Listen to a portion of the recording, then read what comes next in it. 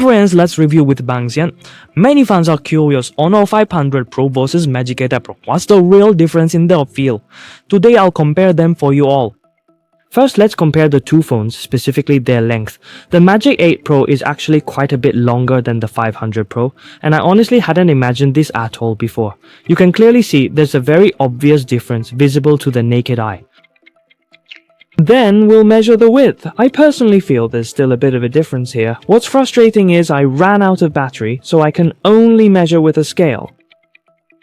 The width of the machine's body is a bit over 75mm, almost 76. Now let's switch to the 500 Pro. The 500 Pro has a width of 74mm, close to 75. In terms of width, there's almost a 1mm difference between them. Regarding the actual thickness, the 8-piece thickness is nearly 8.9mm. There's no digital display here, which is a bit awkward, but we certainly measured it ourselves. And for the 500 Pro's thickness, let's take a measurement. It's a little over 8.8mm. The actual visual impression is that it's indeed thinner than the 8P. Next, let's talk about the camera module and its effect on the phone's grip. Many people complain that the 8P lens is too big, and when you hold it, it can actually block the camera. But to be honest, maybe my hands aren't quite big enough, but I feel it's okay.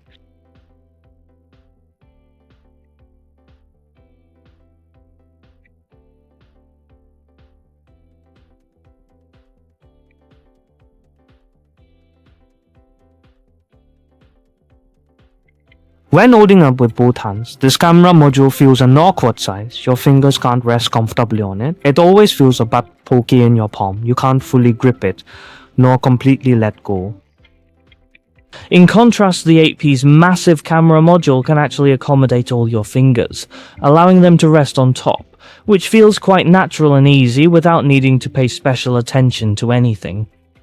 In terms of weight, the 8P is naturally going to be heavier, given its rather strong material quality, reaching 222.8 grams. In contrast, the 500 Pro's weight is only 206.4 grams, a full 16.4 grams difference between the two. Finally, let's discuss the handling and feel of both devices. To be honest, I personally believe the 8P offers a slightly superior grip experience because its rear panel features a noticeable curvature, and even though the front display's curve has become quite subtle, it still retains a gentle arc. Consequently, its overall in-hand feel is significantly better than those flat-screen, sharp-edged smartphones. I'll say it again, among all the flagship phones this year, the Magic 8 Pro's feel is significantly leading. You'll definitely believe me once you've used it. However, the 500 Pro, in this era where straight-edged, right-angled phones are prevalent, its size control is actually very good. Considering it might have an 8000 mAh large battery, its overall value is actually very high. So that was my review of these two phones' hand feel. Hope it helps with your purchase.